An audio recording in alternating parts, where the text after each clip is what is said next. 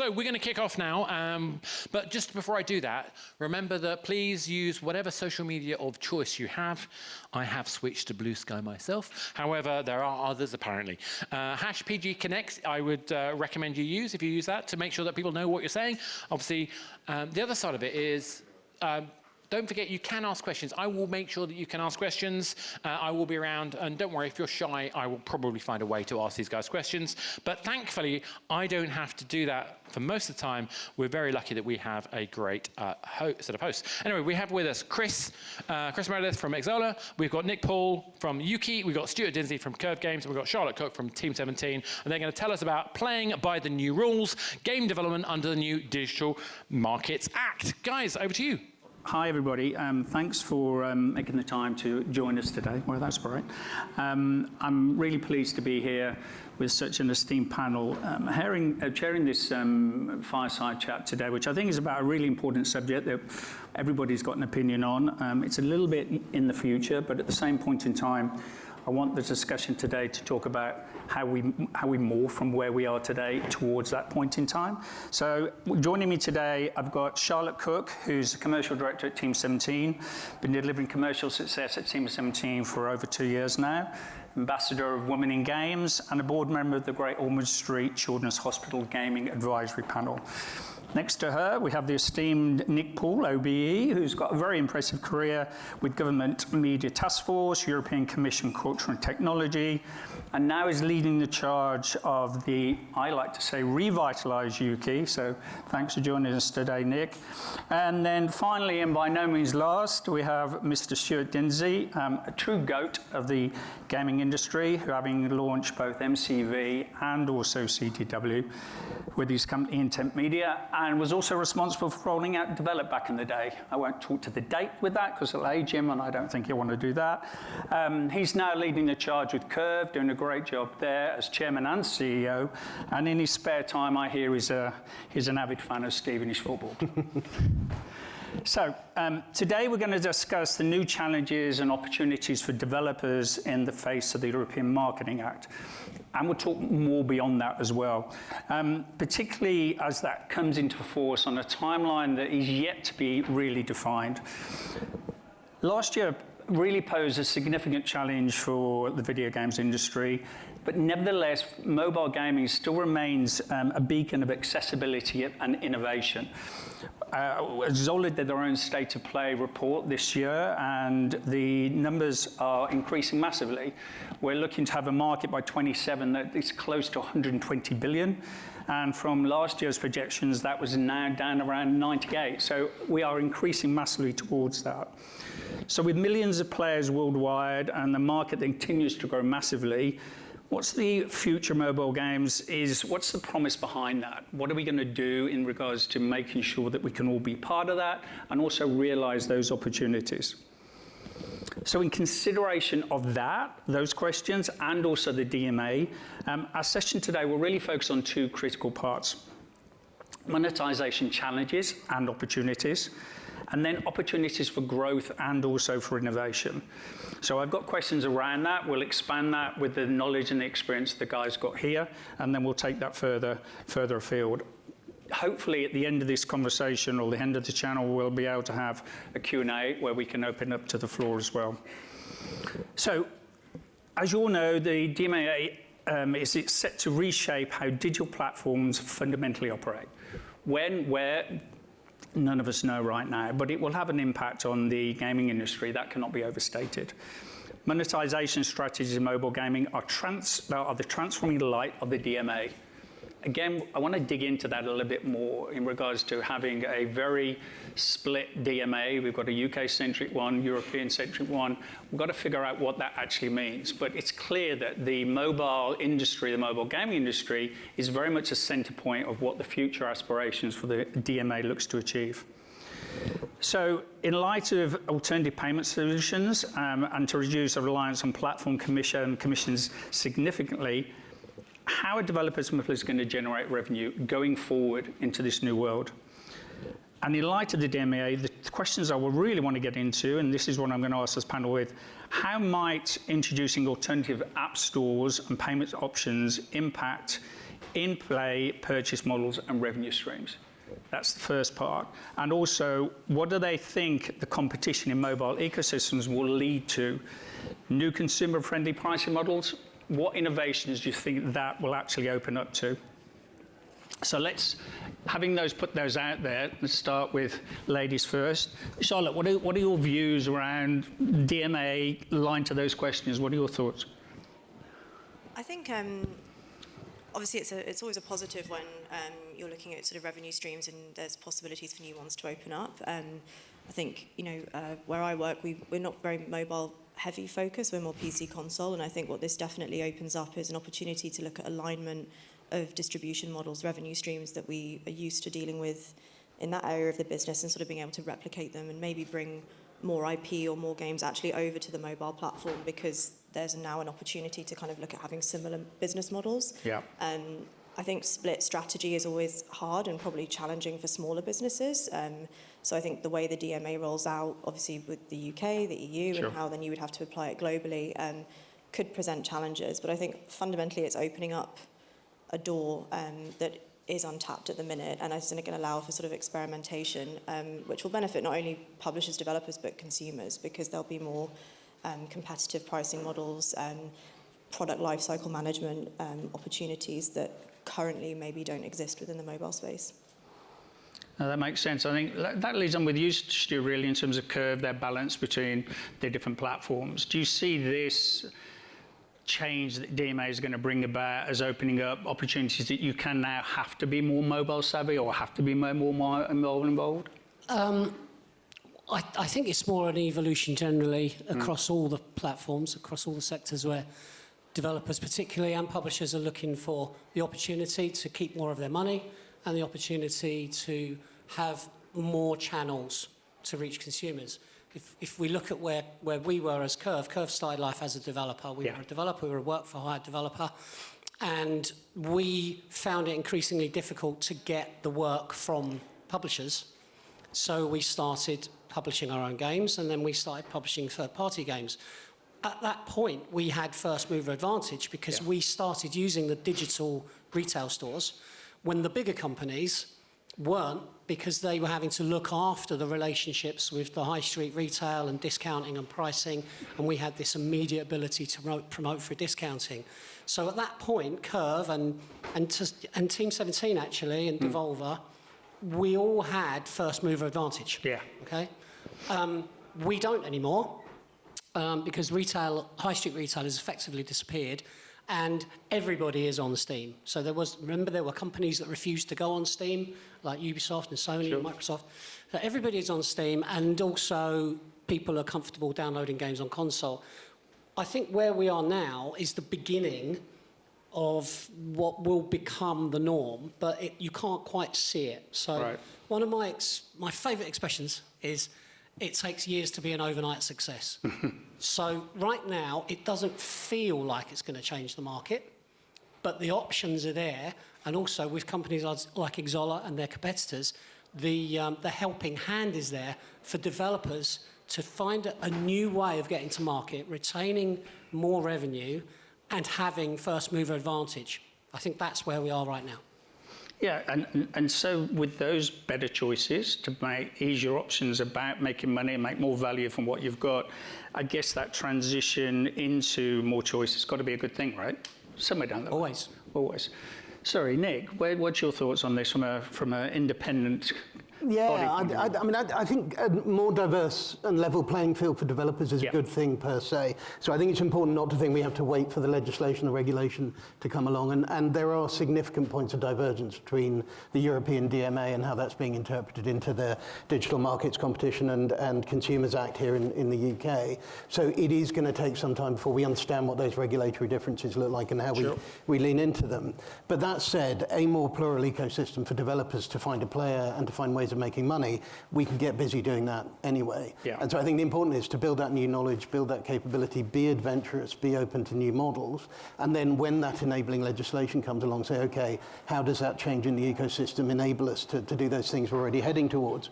I think for me, though, there is this point about in Europe, gatekeepers, in the UK, companies with strategic market significance, also fulfill a useful role in the ecosystem. And so I think one of the things we can be doing is thinking, okay, well, consumers trust them. There is a solution to discovery within those gatekeepers. So how do we get busy building those bits of the infrastructure now so that when we shake things up, or if the legislation shakes things up, we have solutions to those problems? Yeah, no, I think that's a really interesting point, because we can't just wait for the DMA to come in and have an effect and the learning curve that's going to bring to bear, because it could be one week, 1 month, 1 year, and it's probably more to the latter.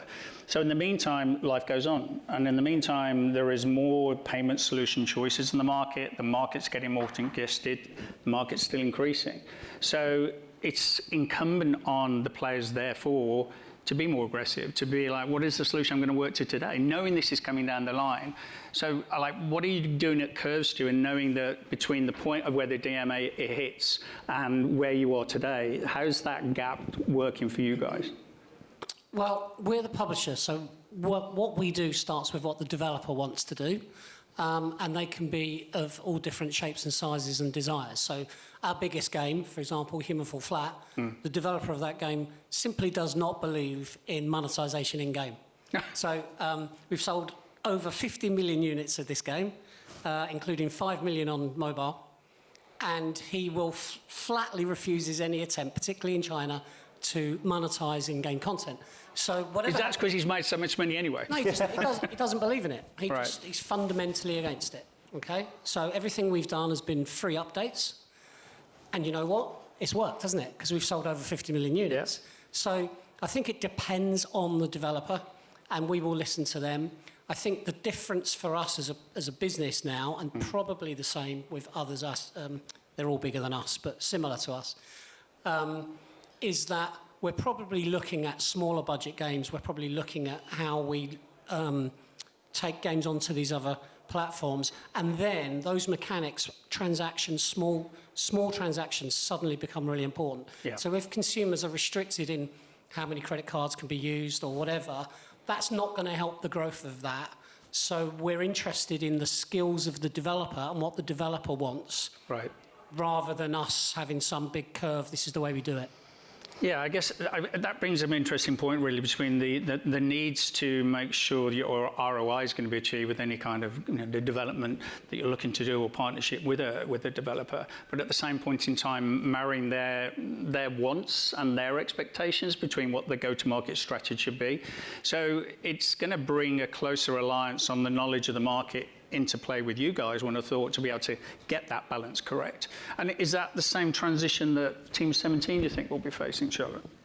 Yeah, similar. I mean, we have the same. We have to, we're largely third-party publishing, so we work with the developers to consider their wants and needs. I think, as we all have said, it's still quite a nascent topic, so it's kind of how do we start exploring this? I think something that I think could be very interesting is sort of the cross-play, cross-progression opportunities that this could unearth.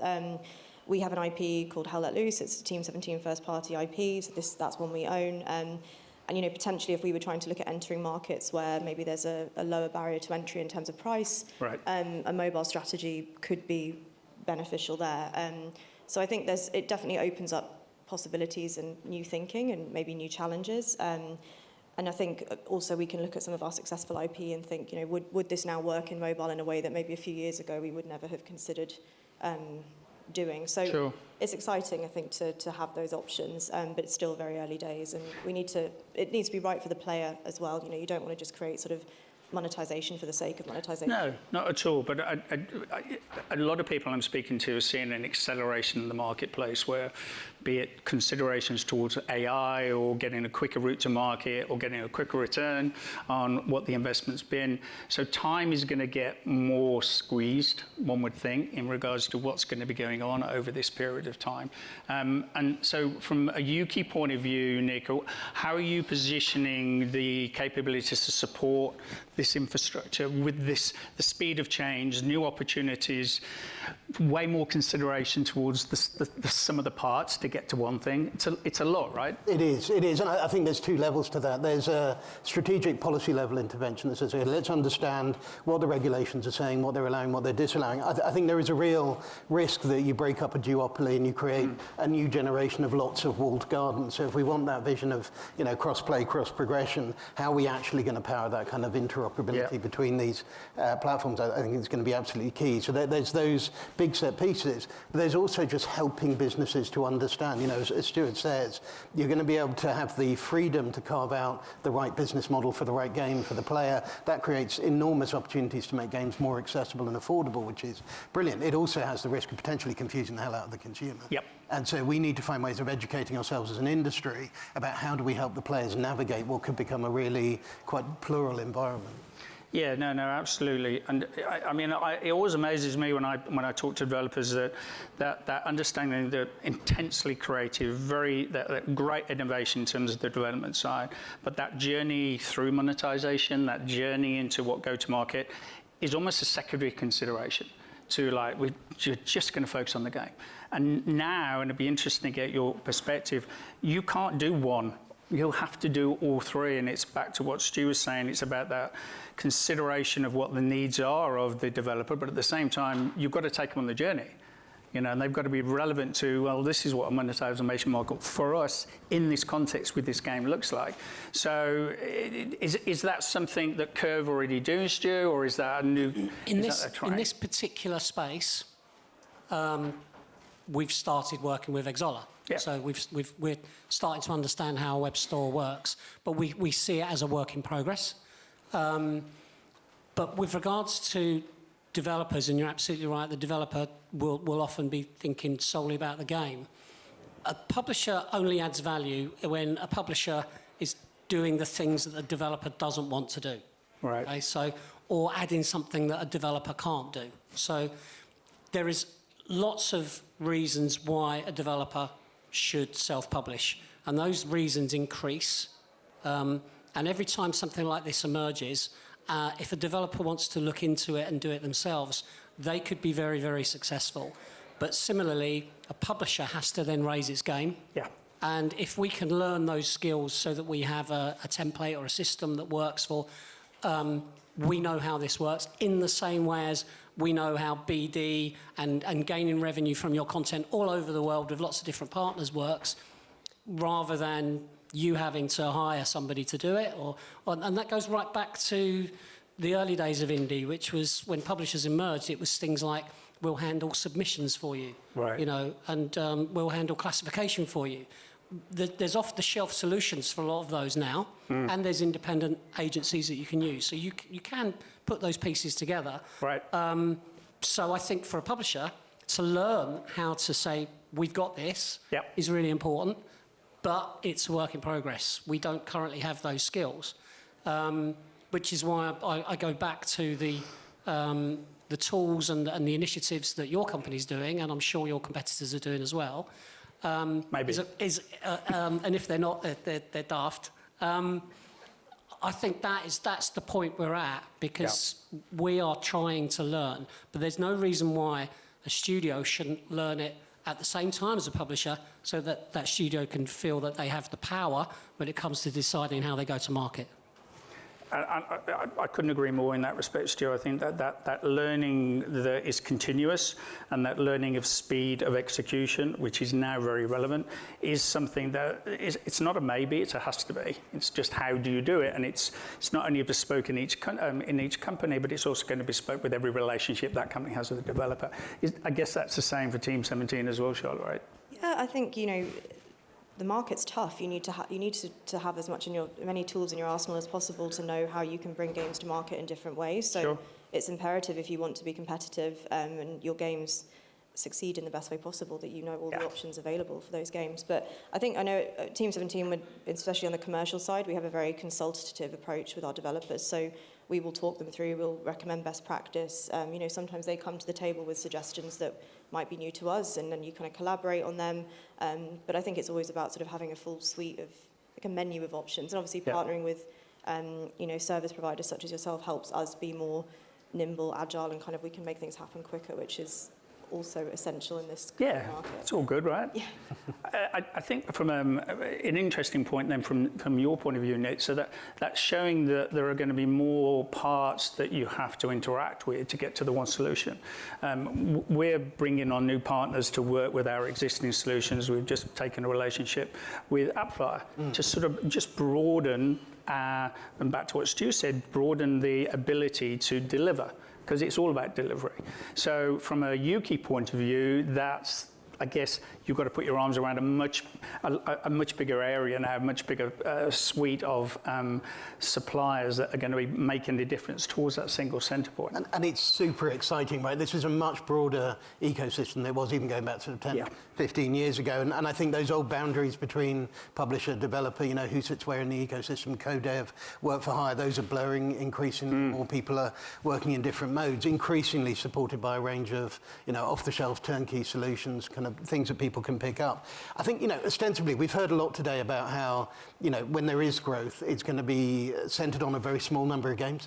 You know, so actually players, more playtime, fewer games, and not doing disrespect to those games. I mean, that's fantastic. But we want to really see a really successful ecosystem for the longer players. We want there to be points of access. And in order to make that success pathway accessible, you've got to reduce the cost of production. You've got to reduce the cost of go-to-market, which means picking solutions that work, that scale, that you can kind of work with. But it's that creative vision from the developer. One of the things we hope is that if you do have a more disrupted ecosystem, more of the money goes into development, more creative freedom, more risks, more great games. And so we need that kind of virtuous cycle to keep going. Yeah, it's continuous, right? Yeah.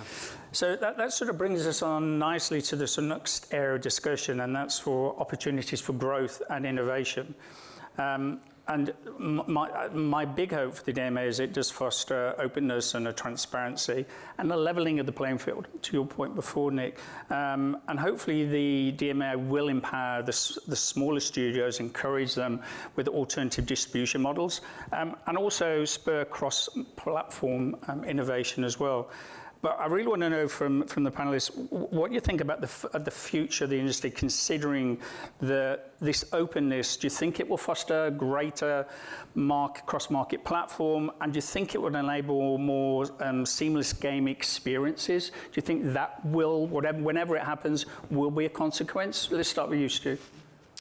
I imagine it will, but it all starts with the budget, doesn't it? So things can be achieved, but whether all studios of different sizes can achieve them is going to be a case in point. And it may well be that the driver of this actually is a big game and a big company that really tries to break out.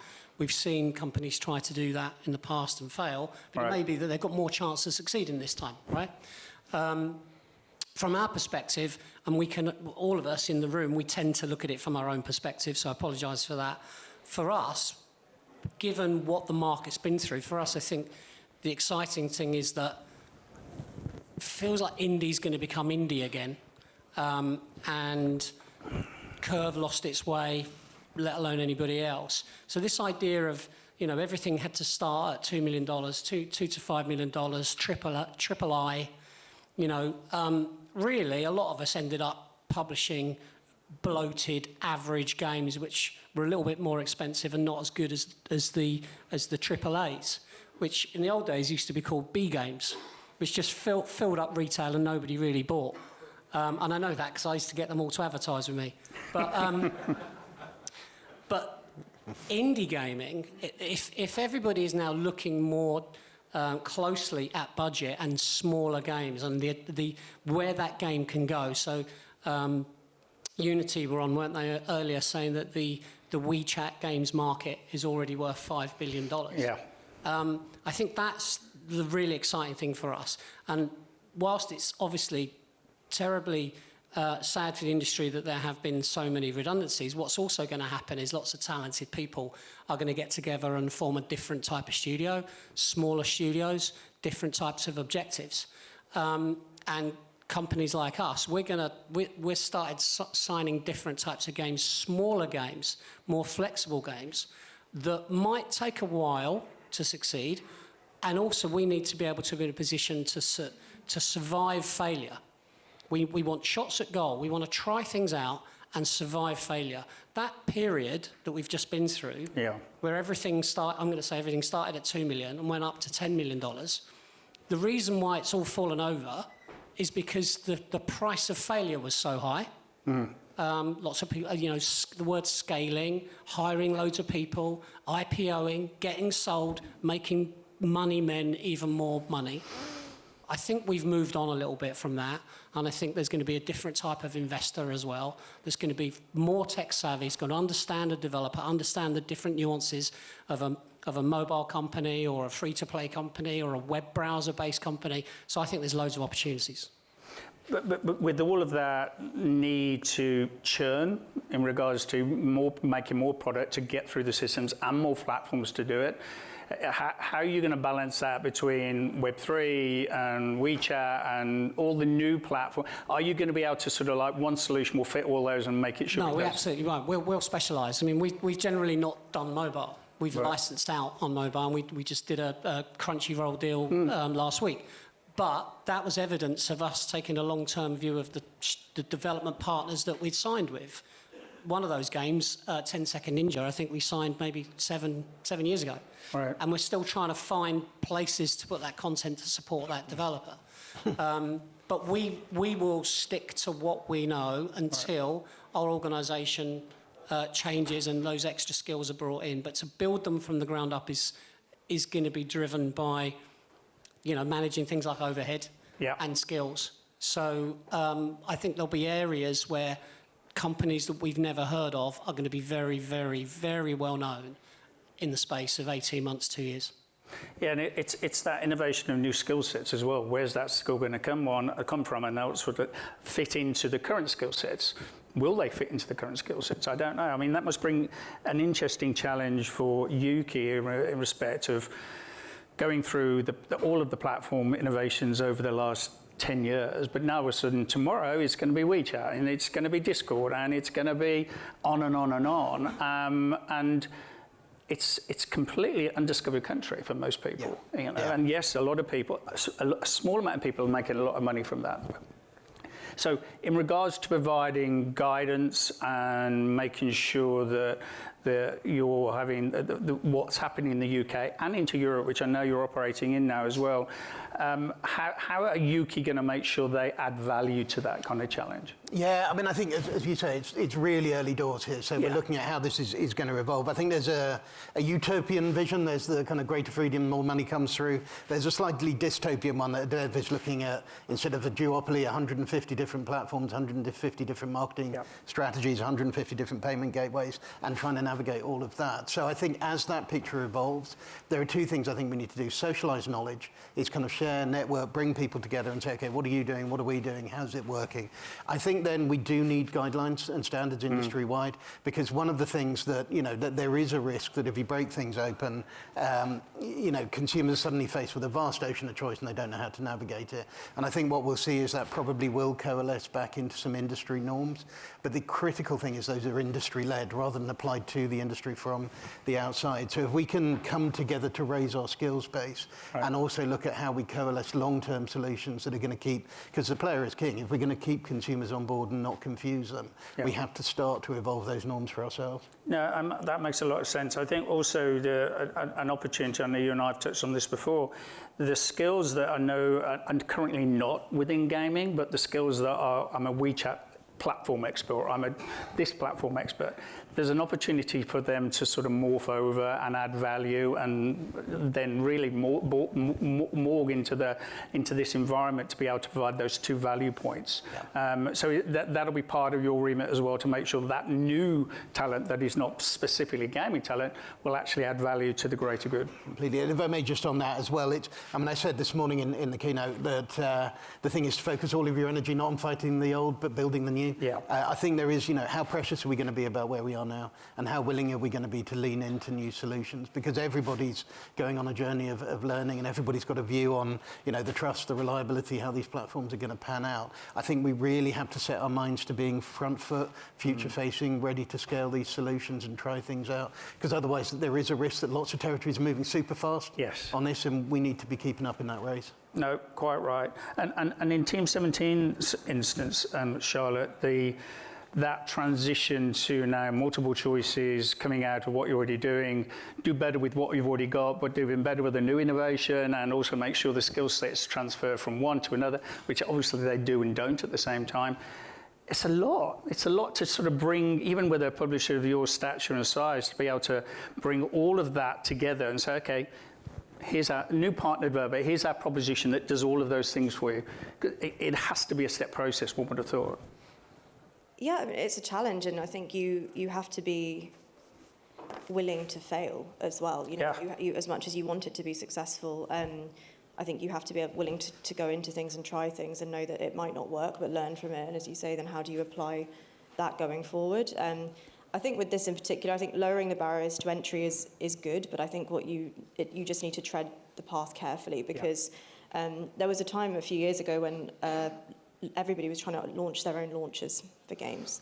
And as you were saying, Nick, like walled gardens appeared with you could only get certain types of keys with certain types of launchers, and it did become incredibly challenging. And it, you know, and then people sort of very much pivoted. I was working for a distribution company at the time, and we had to look at our strategy about how did we manage that, and then it kind of went away. And if we'd have lent into that too much, we could have wasted time sort of, you know, going down a rabbit hole that actually wasn't going to be that significant to our revenue generation moving forward.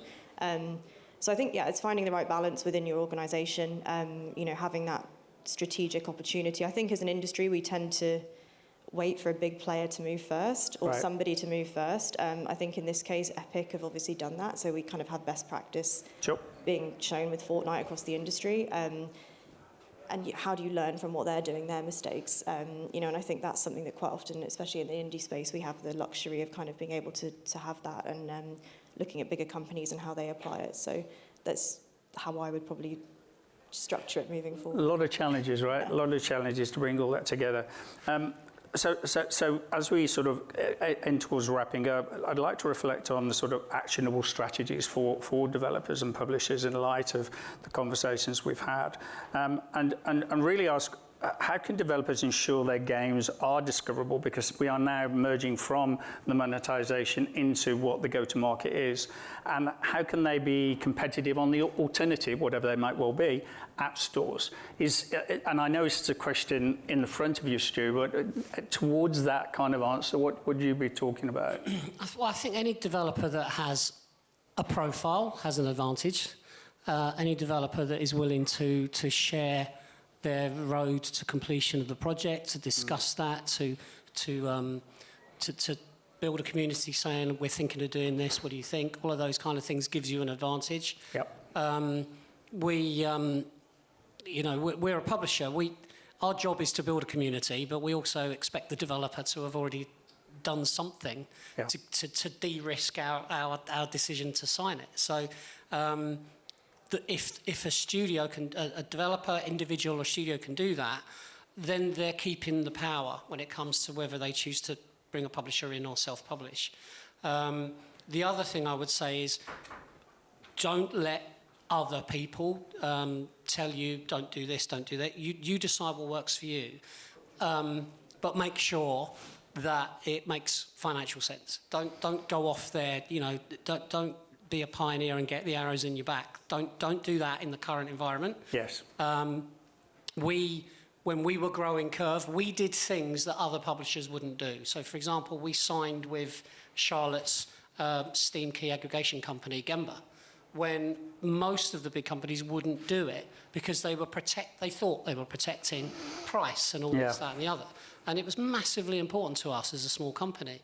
Similarly, we signed with Game Pass. We were one of the first 4 or 5 publishers to sign with Game Pass when it was like, you know, $30,000 a game, and it had to be 18 months old, and it had to have over 80% Metacritic. It was completely different criteria. Right.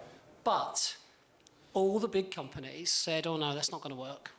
And then you learn your business from trying these things. But ultimately, why did we do those 2 things? We did those 2 things because it made us more commercially viable. And that's the most important thing. You're paying the rent so that you can make more mistakes. You know, people say, oh, you've got to be ready to fail. Well, I completely disagree with that. You've got to be able to afford to fail. Yes. Yeah, and that's a very valid point, to be honest, Stu. I think the challenges around that, in terms of the learnings particularly, we are continually learning in the marketplace, and the sort of gap between what I see in the market right now with developers in regards to how do they take those learnings.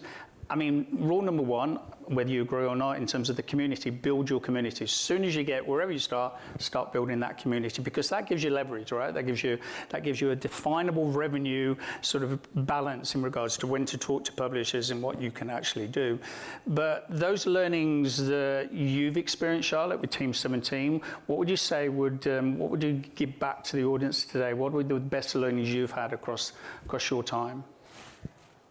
It's kind of echoing it, but community is, I mean, discoverability is the biggest challenge right now. I can't remember the final stat, but you know, every year there's more and more games released on Steam, and the playtime of those is actually with only sort of like the top 10, and it's massively imbalanced. And you can you can spend a lot of money on go-to-market or marketing campaigns that potentially don't afford you anything. I think Stuart touched on it earlier as well. Like when you're signing a publishing deal, it's not a flash bang. You know, you're signing for a term that's quite considerable, so you need to build over time. Product lifecycle management, you might not have a day one hit, but you can build revenue over 2, 3, 4, 5 years, and then it kind of becomes more profitable actually later in its life cycle than it was initially. But again, not that it helps, but every game has a different path. Yes. At Team 17, we've got, I think, over 1,000 digital revenue lines. We have a huge portfolio. So we have to apply different strategies to each, and I think when you have community layered on top of that, even more so, because different communities you can't necessarily rely on applying the same strategies. But my one piece of advice I think would be build your community, protect your community, nurture your community, and think longer term than shorter term. You know, your game can be, if it's not necessarily a hit initially, you can make it very successful commercially. It doesn't have to be a day one success. Interesting. I mean, I'm going to come back to you on this in a minute, Nick. But for the two publishers on the panel here, quick view on the value of influencers, like low to high, or pain in the arse, or really, really great when it works. Yeah. And they're a waste of money most of the time. Yeah. Okay. Agreed. Yeah, agreed. Definitely. So, Nick. So, I mean, obviously defer here. But Yeah, no, absolutely. I mean, and I can certainly see the sense of where the guy's viewpoint on that. But this community is growing in regards to the influence they have. And I think a lot of the time it's about access management and how you manage the ability to get a return on it. One of our solutions is focusing very much in this area in terms to do that, but to do it in a clear and precise way where you can get a definable ROI. Because as the guys say, it can be kind of voodoo in terms of how do you get this balance right, and it's hit and miss and whatever else. But I think it's clear, and I'd be interested to hear what your thoughts are, it is going to become very important in regards to go-to-market. Yeah. And with that, how do you set parameters around that are going to be Ukie sort of competent kind of thing? Yeah, I mean, I think obviously I defer to Stu and Charlotte on kind of the mechanics of how this works. I mean, there's some universal principles, right? Make great games that you want to play, build community off platform to drive, kind of engagement and revenue. We're really interested in some of the new parts of the emerging landscape, what's coming out of UGC, what's coming out of social gaming, looking at some of the games that have been rolled out across Discord, where you've got a kind of ready access to millions of players that are already there to talk games. So, kind of building on the back of that. I think there's something about I have no better phrase than kind of digital or monetization promiscuity here. It's just be open to the new, be open to being experimental. But I also think there's a principle here about only make new mistakes, right? Yeah. So kind of look at where people are going, share knowledge and learning within the community, and then build out that kind of, the right strategy for the right game. I think in terms of guardrails and legislation, it was a lot of the time when we're talking policymakers, regulators, they're still thinking boxed product or, just about streaming. And so the idea of, fundamentally getting people within Treasury to understand the economic dynamics of live service gaming is hard enough, getting them to understand a much more plural ecosystem. So I think it's really important that we have an ongoing dialogue with government about why we need a really open regulatory environment that allows us to be experimental, because otherwise it's going to shoehorn us into something when actually it's about opening up those creative opportunities. And to be able to support that the challenges of being experimental as well, back to Stu's point. Okay, I've got a couple of minutes left, so just before, I'd like to open it up to see if there's any questions anybody has for the guys here. But I think it's clear to see that sort of by embracing innovation, transparency today and in the future, and the adaptability in regards to how we go to market, how we monetize, developers and publishers can shape a thriving future. And mobile, particularly, is one of those areas that is going to thrive within those environments. So I think with all of that, we're all going to be happy with it. So has anybody got any questions for the guys here while I've got the last 90 seconds? I have a mic and I'm going to use it. There you go. Here we go. Surprisingly, Mr. Glendelling. Better. Yeah, great chat, thank you. Stuart, you're on fire, mate. I'm literally the projecting flames in front of you. Really interesting about this level playing field, and marketing money aside, the idea that you can have a bit of a slow burner. How do you think the changes are going to manifest themselves, particularly in the discoverability and opportunity for that? Stu, why don't you take that? That's a really difficult question to answer, because I have been such a moany old git about marketing for the last 2 or 3 years, because so much of it doesn't make any difference when it comes to small indie game marketing, digital. I think the power or the power of influencers, or if you like, the new sort of monetized influencer ecosystem is inefficient. So I tell you what, I would love to know the answer to that, because that is probably, apart from choosing a game that will sell, it's probably the biggest challenge is marketing a digital indie title to gain more discoverability. So unfortunately, it goes back to building community. It goes back to working with Reddit and Discord. It goes back to building events on Twitch. But it's not above the line marketing. Games media has pretty much disappeared anyway, apart from still media, who are the best. Nice catch. But yeah, I think it's about getting in there and close to the player, rather than somebody else. Players don't want to be told by somebody else, some arbitrary media or third party, that they should be buying it. They want to feel like it was their own decision, or they've learnt something from their peers. Would you echo those? Yeah, absolutely. I mean, I think the best marketing tool that none of us can measure is a recommendation of game from a friend, and we can't track that. It's the most powerful piece that we can't control, so you can sort of have some influence over it with community building. I think you can have a game that on paper has all the tick boxes. You know, you've got a high wish list, you've got whatever it might be, and then it doesn't land in the way you expected. So and especially in India, I think probably more so, there doesn't seem to be a solution that, you know, you can have something that can completely surprise you that you weren't expecting. So it doesn't help, but I think you just have to be agile, and if it doesn't go the way you planned, or it goes better than you planned, so be ready to, like, okay, what's next? How do we build on this? And your community is going to be your biggest tool in that journey, because keep learning. You need them there and telling their friends about the game. Smashing. Well, we're completely out of time, so please, thank you for everybody. Thank you for patience and listening. Thank you, Charlotte, Nick, Stu. Great conversation. Thank you so much. All right.